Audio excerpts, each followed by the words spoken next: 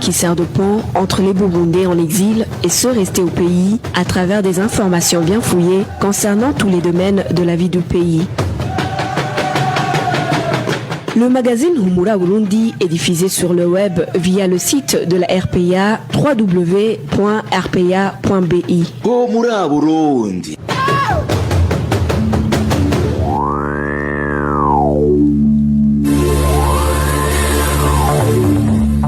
À la présentation, Josiane Mouzaneza.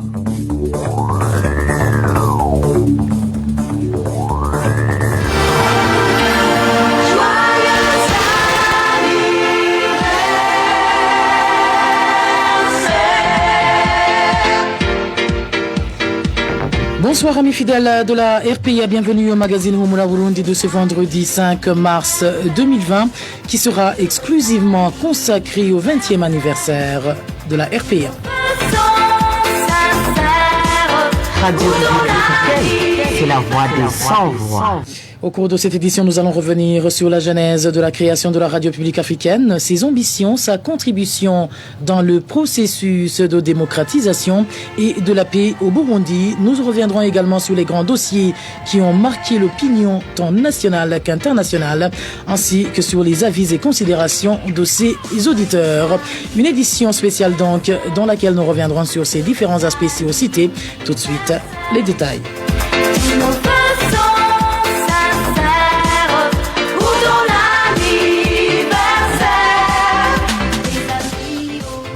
Encore une fois, bienvenue. Pour commencer, parlons d'abord de comment la RPA a été créée et pour quel objectif.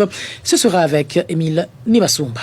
Soucieux de donner la voix au peuple, certains anciens journalistes ont initié la création de la radio publique africaine en 2000. Ces journalistes s'inscrivaient en faux à l'approche verticale de traitement de l'information d'alors qui consistait à donner la parole aux hautes autorités tandis que la masse populaire subissait le diktat de ces premières. Ces journalistes avait l'ambition de s'adresser d'abord à la population pour exprimer ses desiderata et les prioriser afin que les dirigeants répondent aux préoccupations du peuple et rendent compte à ce dernier de son slogan Do Ijwi Gyabanyagihugu ou la voix des sans-voix en français. À cette époque, seules les hautes autorités s'exprimaient sur les médias publics, parmi lesquels le président de la République, les ministres et leurs subalternes, les gouverneurs, les administrateurs, etc. Il était très rare d'entendre un citoyen ordinaire s'exprimer sur ces médias publics. Pour les fondateurs de la RPA, le caractère public n'avait plus de sens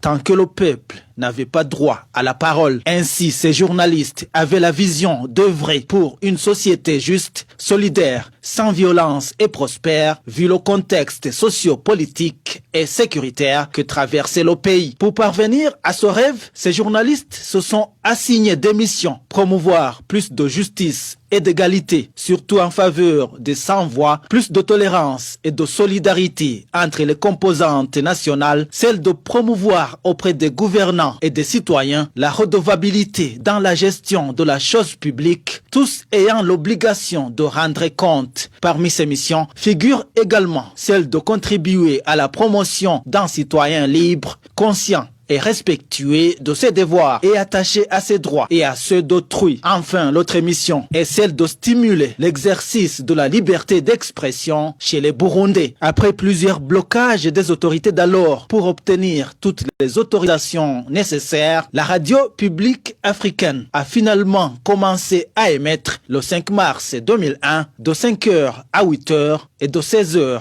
à 20h. Émile Nibasumba, comme vous venez de l'entendre, la RPA totalise 20 ans au service du peuple burundais. Durant toutes ces années, la RPA s'est illustrée par des grands dossiers d'enquête en rapport avec les crimes d'État, les violations des droits de l'homme ou les malversations, des dossiers qui lui ont valu des foudres, qui lui ont attiré plutôt les foudres de différents gouvernements qui se sont succédés. Emmanuel Nyungeko nous rappelle quelques faits marquants. La radio RPA est née au plus fort de la guerre civile au Burundi. C'est cette station qui, la première, a tendu ses micros au mouvement qui combattait le pouvoir. Le premier mouvement à qui la RPA a tendu ses micros est le mouvement Paripeutu FNL. C'était au cours de la première semaine de la naissance de cette station. Les journalistes de la RPA, Alexis Nduhiji, leur directeur y compris, n'avaient pas peur de rencontrer les responsables de ces mouvements dans les montagnes de Bujumbura Rural où se trouvait son état-major. Le mouvement CNDD-FDD a suivi. Ils sont sans doute nombreux à se souvenir du reportage de la RPA le 23 mai 2002 à Mitakataka en province Bubanza dans les cérémonies de remise officielle de Monseigneur Joseph Nduhirubusa, évêque du diocèse Ruyigi. Il avait été kidnappé par les combattants du même mouvement 5 jours auparavant. Dans la matinée du 21 septembre 2001, à peine 4 mois après la naissance de la RPA, il a été retrouvé sur les rives du lac Tanganyika, le corps sans vie de Kassim Malan, représentant de l'OMS au Burundi. La radio RPA a mené des enquêtes qui ont impliqué le pouvoir en place. C'était sous le régime Buyoya. Dans la liste des dossiers assassinats, la RPA a travaillé sur le dossier Safisha. C'est le dossier qui avait débuté en 2006 avec l'assassinat d'une trentaine de membres du parti FNL à Mukoni en province Muyinga. À la tête de ces assassinats, il a été cité le colonel Vital Bangirinama, alors commandant des troupes de la région. Des membres du FNL ont été tués et les corps jetés dans la rivière Ruvubu. Dans le même plan Safisha, des membres d'autres partis politiques comme le MSD, l'IPRONA et le FNL ont été tués sur tout le territoire national. Parmi les dossiers d'assassinat traités par la RPA, l'on citerait également le dossier d'assassinat d'Ernest Manirumva, vice-président de l'OLICOM, et l'assassinat des religieuses de la paroisse Guido Maria Conforti de Kaming. Les révélations sur ce triple assassinat ont conduit à l'emprisonnement de Bob Rugurika, directeur de la RPA. La RPA a aussi enquêté sur les dossiers de détournement. Les dossiers les plus connus sont celui de la vente du Falcon 50, le jet présidentiel et le dossier des terres de Nyabugete. Ce sont ces enquêtes qui ont attiré à la RPA les foudres du pouvoir. À plusieurs reprises, la RPA, ses missions ont été suspendues et les journalistes emprisonnés. Le pire aura été la destruction de la RPA en mai 2015. Le gros de ce personnel se trouve aujourd'hui en exil.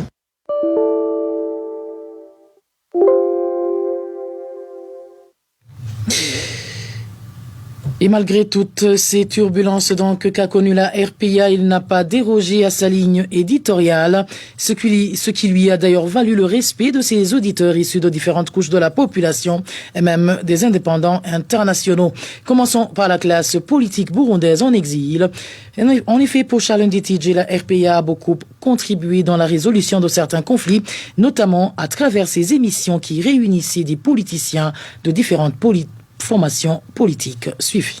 Je commence par présenter toutes mes félicitations à la radio publique africaine pour ses 20 ans d'existence. La radio publique africaine a beaucoup de réalisations positives à son actif. Je citerai premièrement qu'elle a fait progresser la liberté de la presse au Burundi en donnant la parole à tout le monde, en livrant des informations documentées et équilibrées. Et deuxièmement, la RPA a fait progresser la démocratie au Burundi, et notamment en organisant des débats contradictoires entre politiciens de divers bords. Je citerai ici par exemple les émissions Awadou Serukira ou Tereriki et d'autres. Et il a également régulièrement pointé du doigt les manquements du pouvoir et des dirigeants du CNDD-FDD à partir des informations bien documentées. Et il a également mené des enquêtes sur des questions sensibles telles que la corruption, les assassinats, la distribution des armes et l'entraînement de la milice et Imbonerakure. C'est des informations qui ont fait progresser la démocratie et qui ont éveillé la conscience citoyenne. Donc c'est une radio qui a contribué donc à l'éducation civique et patriotique des citoyens. Également couvert les manifestations en du troisième mandat de feu président Nkurunziza qui a violé l'accord d'Arusha et la Constitution, ce qui lui a valu sa fermeture et son incendie. Et donc nous l'encourageons à continuer de diffuser les informations équilibrées, utiles, malgré le contexte d'exil dans lequel elle fonctionne. Et donc bon courage et plein succès encore une fois à cette radio hautement utile pour la démocratie, pour la liberté de la presse au Burundi et au-delà. Même son de cloche du côté de la société civile. Pacifique Ninina Hazgui, président du Faux-Côté, va même jusqu'à comparer la RPA à un étendard porteur de liberté. En évoquant la RPA, moi j'ai 3 éléments à mettre en exergue. C'est d'abord de rappeler que la RPA est l'étendard de la liberté au Burundi. Lorsque la RPA est là, on sent le souffle de la liberté. Les Burundais se sentent libres avec la RPA. La RPA, c'est cette radio qui donne la voix à tous les citoyens du Burundi, de toutes les catégories, qu'ils soient puissants ou qu'ils soient des simples paysans sur les collines du Burundi. Tout le monde sait qu'avec la RPA, il a voix sur la gestion de la chose publique. La RPA, c'est cette radio qui permet aux citoyens de poser des questions, même les plus difficiles et les plus délicates, aux autorités burundaises. Et avec la RPA, les autorités savent que d'une façon ou d'une autre, elles doivent rendre des comptes à des citoyens. La RPA, c'est aussi cette radio de grandes investigations sur des questions extrêmement compliquées. C'est cette radio qui a permis de révéler des montages grotesques qui ont été faits par les services de renseignement du Burundi. Vraiment coup de chapeau à la RPA pour le travail qu'il a toujours mené sur des dossiers qui étaient inextricables. La RPA est également attachée d'une façon ou d'une autre à l'accord d'Arusha. Je rappelle, l'accord d'Arusha est signé le 28 août 2000 et la RPA commence en 2001. Et lorsque les autorités burundaises décident de piétiner l'accord d'Arusha, lorsque le président Pierre Nkurunziza piétine l'accord en s'autorisant un 3e mandat illégal et inconstitutionnel, c'est à ce moment que son régime décide de brûler la RPA et que la RPA va en exil. Donc, RPA commence avec l'accord d'Arusha et RPA s'exile avec la fin de l'accord d'Arusha. Tout mon souhait, c'est encore une fois que cet étendard de la liberté revienne au Burundi, soit hissé de nouveau dans le ciel du Burundi. Les autorités burundaises ont beau faire de bons discours, cela ne va jamais tenir tant que la RPA ne va pas émettre sur le territoire burundais. Pacifique Ninina Hazgui affirme que même en exil, la RPA ne cesse d'aider le peuple burundais à défendre sa liberté. Et le président du Faux-Côté d'insister sur le fait que malgré qu'elle n'est pas sur terrain, la RPA continue néanmoins à sauver des vies. Encore une fois, Pacifique Ninina Hazgui. On peut dire sans se tromper qu'il y a le Burundi d'avant la RPA et le Burundi d'après la RPA dans l'histoire récente du Burundi. Le Burundi, depuis que la RPA existe, les Burundais ont goûté à la liberté. Les Burundais sont devenus un peuple libre et il n'est pas aujourd'hui facile de dominer son peuple, d'installer de nouveau une dictature sur ce peuple. Quand je vois des citoyens de différents coins du Burundi qui m'écrivent presque chaque semaine ou même chaque jour en me demandant mais comment je peux avoir accès à un journaliste de la RPA? Est-ce que vous pouvez m'aider à ce que cette information passe par la RPA? Et c'est ce qui explique que même en exil, la RPA est toujours informée sur la situation du pays. C'est parce que les citoyens n'acceptent pas de se taire, c'est parce que les citoyens tiennent absolument à ce que l'information sorte. Enfin, je voudrais rappeler que la RPA a sauvé des vies. Moi-même, je suis l'exemple vivant de ce que la RPA a sauvé un jour. Je rappelle qu'en novembre 2009, alors que j'étais délégué général de FOSC, alors que j'étais à la tête de la campagne Justice pour Ernest Manirumva, la RPA a révélé l'existence d'un plan de mon assassinat par le service national de renseignement. Et grâce à l'alerte de la RPA, ma vie a été sauvée. Cela s'est d'ailleurs répété encore une fois en décembre 2014 et encore une fois la RPA a dénoncé un plan du service national de renseignement de mon élimination physique et grâce à toutes ces alertes, j'ai été sauvé. Cela, la RPA ne l'a pas fait seulement pour moi, il l'a fait pour beaucoup d'autres citoyens du Burundi et la RPA continue à le faire même en exil. Alors, à l'occasion de ce 20e anniversaire de la RPA, je voudrais simplement dire joyeux anniversaire. Je dis merci à la direction et à toute l'équipe de la RPA. Je vous souhaite d'aller de l'avant, aller de l'avant et revenez vite au Burundi pour que l'étendard de la liberté soit de nouveau hissé dans le ciel du Burundi. Et quant aux Burundais réfugiés dans différents coins du monde, ils saluent le combat qu'a toujours mené la RPA, surtout en ce qui est de défendre les droits de l'homme. Suivez certains qui se sont entretenus avec la RPA.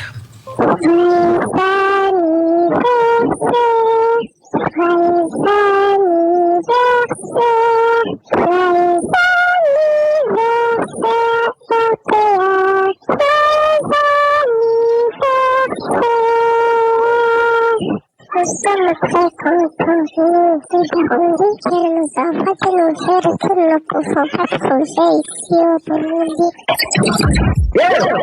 En tant qu'auditrice de la radio RPA Vivant à Bujumbura, c'est juste un mot de remerciement. Depuis la crise de 2015 où la radio a été fermée, voire même brûlée, nous avons été étonnés de voir comment cela ne l'a pas empêché de toujours fonctionner. Même à l'extérieur du pays, la radio a continué à informer la population pour les 20 ans au service du peuple. Je voulais juste encourager la radio parce que nous, les Burundais, vivons dans le pays. Nous avons besoin d'être informés de tout ce qui se passe. La RPA, elle fait des investigations. J'encourage la radio de toujours continuer dans cette voie. Je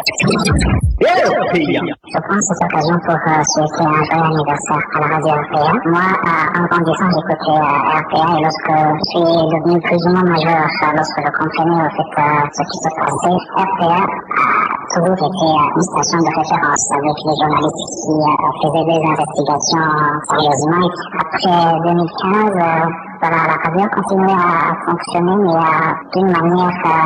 Donc maintenant, pour écouter la radio, il faut utiliser Internet, mais comme on est dans un pays ici quand même assez pauvre, comme le Burundi, c'est pas que tout le monde n'a pas les moyens de s'offrir le luxe d'écouter quelque chose en ligne. Donc c'est malheureux, mais bon, comme on dit, il faut toujours persévérer.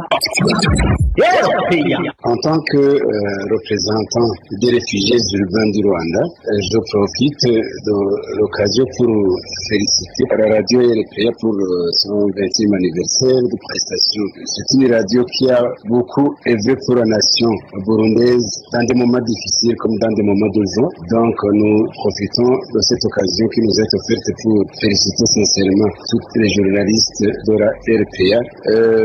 En tant que réfugiés, nous profitons beaucoup de cette radio qui nous informe sur la situation au jour qui prévaut dans notre pays, le Burundi, mais aussi la radio nous met en contact avec ceux qui sont restés dans notre pays et nous écoutons régulièrement leur voix et ça nous enchante. Donc nous encourageons vivement cette radio. Nous nous excusons pour ces imperfections sonores indépendantes de notre volonté. Et la RPA n'est pas seulement appréciée au niveau national. En effet, Dr Christine Deslauriers fait partie des tout premiers chercheurs qui s'étaient rendus au siège de la radio publique africaine juste après sa création. L'historienne raconte sa première visite à la RPA il y a 20 ans. Je me souviens très bien de la première fois où je suis rentrée dans les locaux de la RPA. Et là, on se retrouvait dans une espèce d'ambiance où il y avait un mélange une espèce de fourmilière avec des gens qui couraient dans tous les sens, qui marchaient, qui se parlaient, qui s'apostrophaient dans les couloirs. Il y avait un petit peu du Buyenzi mélangé à du Bouiza, mélangé à du Kamenge, mélangé à du Djabé, mélangé à... Enfin, il y avait une espèce d'ambiance complètement irréaliste parce qu'on était quand même en plein milieu de Roero, qui quand même n'est pas le quartier le plus, disons, le plus joyeux. Enfin bon, c'est un quartier résidentiel où les gens sont quand même plutôt tranquilles. Et là, il y avait cette espèce d'ambiance extrêmement joyeuse. On était... alors, il y a une expression en français qui dit la cour des miracles, mais qui est un peu péjorative. Mais c'était un peu la cour des miracles parce que on trouvait des intellectuels de haute volée qui lisaient énormément de littérature africaine, française, avec qui on pouvait avoir des débats complètement incroyables sur le dernier livre sorti par le dernier intellectuel africain, et à côté de ça des jeunes peut-être un petit peu moins cultivés, un petit peu moins, qui avaient eu moins de chances de poursuivre leurs études, des techniciens, et tout ce petit monde formait une espèce de groupe joyeux, complètement multiethnique. Donc il y avait de toutes les tailles, de toutes les formes, des grands, des petits, des gros, des minces, des bavards, des pas bavards. On parlait Kiswahili, on parlait Kirundi, parfois on parlait français, on mélangeait toutes les langues. Bref, c'était quelque chose d'assez spectaculaire et très très enthousiasmant. Ça c'est le. Et Dr Christine Deslauriers explique qu'il a été très attiré par les investigations menées par la RPA. En fait, il y avait aussi donc c'est toutes ces enquêtes qui étaient en train d'être menées, et c'était aussi pour ça sur 1972. Et moi, ayant étant en train de terminer ma thèse sur l'époque de la décolonisation que je terminais en 1961, juste après la mort de Rwagasore, j'étais intéressée en fait par ces crises, et je me disais je vais continuer, je vais poursuivre les travaux en allant aux archives sur 1965. Alors j'avais pas encore pensé à 72, mais il se trouve qu'aux Archives nationales de Bujumbura en sous-sol, c'était pas facile non plus d'y aller. J'étais très isolée, il y avait pas grand monde qui se présentait là-bas. J'étais toujours toute seule, éclairée par des néons. J'avais trouvé quelques documents sur 72, et donc j'avais entendu parler aussi de ces recherches qui étaient faites. Et il y avait une forme de pas de jalousie, mais quelque chose où je me disais, mais comment se fait-il que moi qui cherche depuis plus de 10 ans des documents, je vois là le directeur d'une radio qui me sort toute une liasse de documents complètement inconnus, très très intéressants pour l'historienne que j'étais, sur les spoliations en 72, l'assassinat de Ntare, qui enquête, alors pas nécessairement avec des méthodes d'historien, mais qui enquête en faisant vraiment de l'enquête d'investigation. Docteur Christine Deslauriers s'est entretenue avec notre confrère Émile Nibasumba, et vous pouvez suivre l'intégralité de l'intervention de cette historienne sur les autres plateformes de la RPA. Une courte pause et nous continuons avec ce magazine. Durant ces 20 ans, la RPA a embauché entre 200 et 250 journalistes. Parmi eux, il y en a qui ont embrassé d'autres carrières, mais qui ont tenu à s'exprimer en ce jour pour témoigner du rôle qu'a joué la RPA dans leur vie de tous les jours. Emery Madilisha est l'un d'entre eux et fait partie de ceux qui ont débuté avec la radio.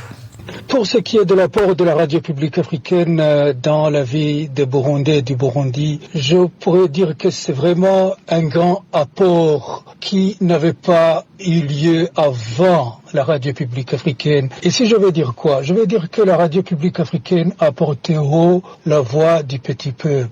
Vous savez que avant, le Burundi, il était injustement jugé, il était emprisonné injustement. Tous ces problèmes qui vont en rapport avec les droits de l'homme, le petit Burundais ne pouvait pas s'en sortir. Mais avec la radio publique africaine, nous avons pu relayer sur les médias tous ces problèmes. Et cela a fait que même les dirigeants du Burundi se sont rendus compte qu'ils étaient observés. Et cela a fait que des populations qui avaient subi des injustices se sont vues rétablies dans leurs droits, et aussi cela a fait que la population ait plus recours à la radio publique africaine qu'aux instances comme la justice ou la police, parce que la population savait très bien et savent toujours que la radio publique africaine plaide leurs problèmes mieux que ces institutions de l'État et surtout de l'État actuel. Et cela, c'est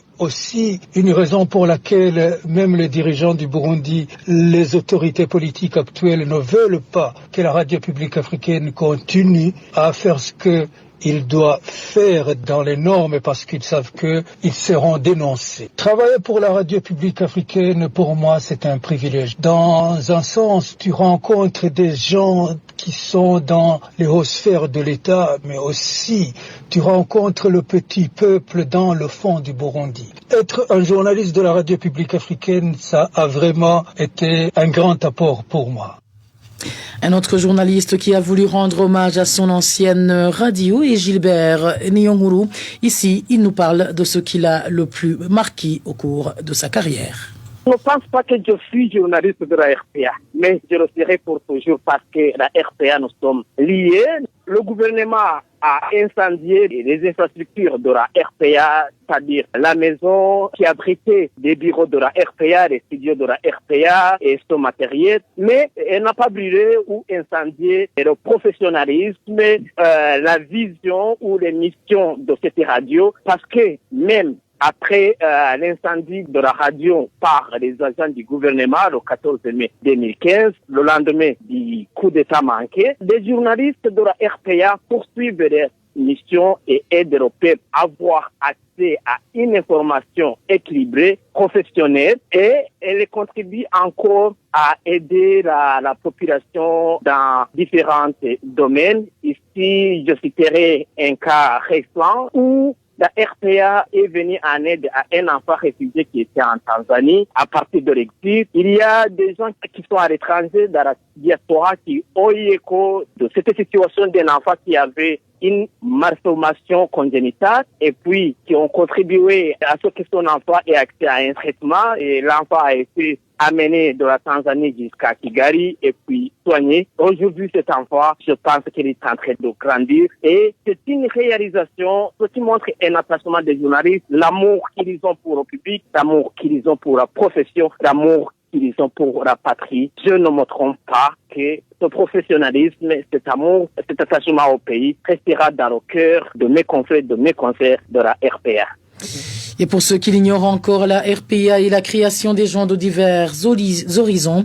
Burundais, Américains, Canadiens, Français, Anglais et Congolais ont beaucoup contribué pour qu'elle voie le jour. Alexis Nduhije est le président fondateur et en même temps le premier directeur de la RPA. Ici, il nous parle de ce qui les a poussés à créer cette station ainsi que son appréciation quant aux réalisations de la RPA 20 ans après sa création. Dans nos sociétés traditionnelles, la parole était culte et culture. Il y avait des moments, des cérémonies organisées, de prise de parole, de débats. C'était des moments extraordinaires et même impressionnants de la culture burundaise. Et il était inacceptable, impardonnable, voire même impensable de priver quelqu'un de la parole. Mais voilà, malheureusement, la République a privé la parole au peuple burundais. Les pouvoirs militaires, vous le savez très bien que nous sommes sous un régime militaire depuis 1966 jusqu'à nos jours. Il y a eu quelques intermèdes, quelques parenthèses.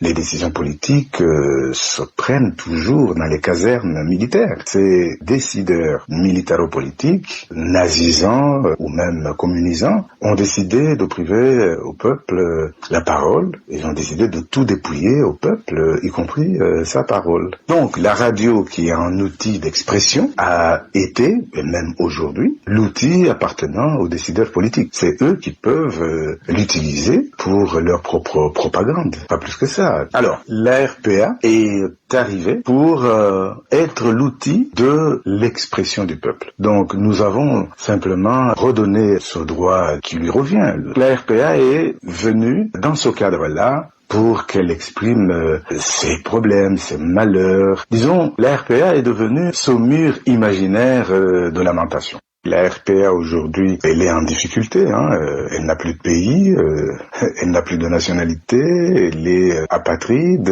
et ça devient très compliqué de juger aujourd'hui si la RPA a atteint ses missions. Mais néanmoins, je pense que les premières années, avant d'être expulsée du pays, la RPA a joué son rôle et a apporté beaucoup dans la sphère médiatique burundaise, dans la liberté d'expression. Aujourd'hui, on pourrait dire qu'elle est en difficulté, elle est un peu sur des béquilles, mais je pense qu'un jour, elle pourra remarcher correctement, elle sera retapée et remplir sa mission.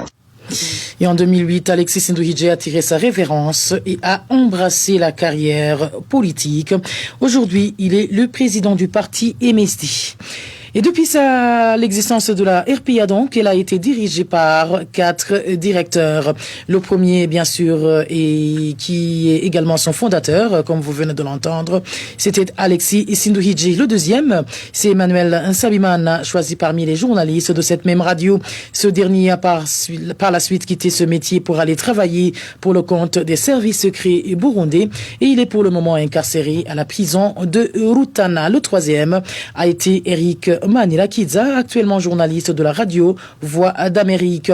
Et depuis 2014 jusqu'en 2015, avant qu'elle ne soit incendiée, et jusqu'aujourd'hui où elle continue à prester en exil, la RPA est dirigée par Bob Rugurika. Et en tant que responsable de ce médium, il nous parle de ses défis et des voies de sortie. Comme vous le savez, la radio RPA a rencontré des difficultés énormes au cours de son existence et comme j'aime bien le dire, les difficultés dans lesquelles la radio se trouve même aujourd'hui sont intimement liées aux difficultés dans lesquelles se trouve le peuple burundais. Je donne un petit exemple. Regardez aujourd'hui la pauvreté qui mine le Burundi. Regardez les violations massives des droits de l'homme qui caractérisent la vie quotidienne des Burundais. Regardez la criminalité institutionnelle aujourd'hui au Burundi. Tout ça, ça affecte gravement le quotidien des Burundais. Et c'est ça qui a fait que la RPA a été détruite. Et c'est ça qui a fait que des journalistes de la RPA ont échappé aux tentatives d'assassinat. C'est ça qui a fait qu'aujourd'hui, plusieurs journalistes, y compris ceux de la RPA, sont en exil. Parce que le pouvoir en place, le CNDD-FDD, ne tolère pas des journalistes qui peuvent enquêter pour mettre la lumière sur des crimes commis par les autorités. Le pouvoir du CNDD-FDD ne peut pas tolérer à ce que les journalistes de la RPA aillent auprès des populations pour que ces dernières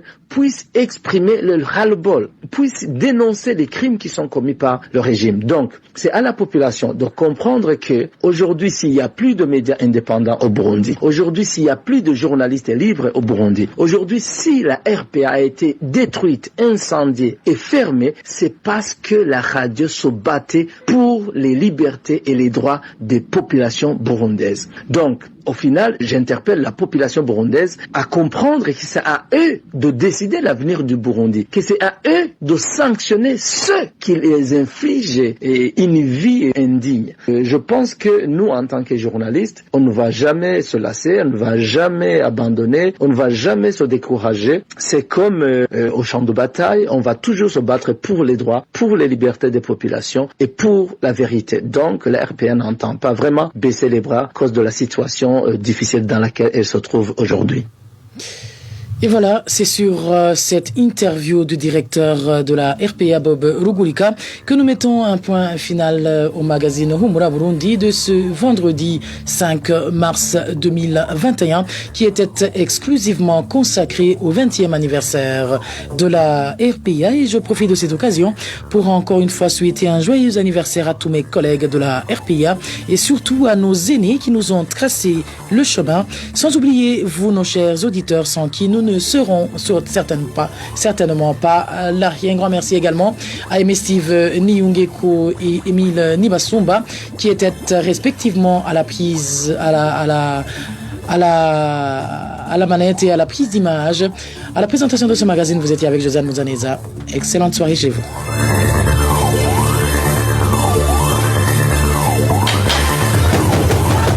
C'était le magazine Humura Burundi. Un magazine campant pour relier les Burundais en exil et ceux toujours au pays à travers une information de qualité.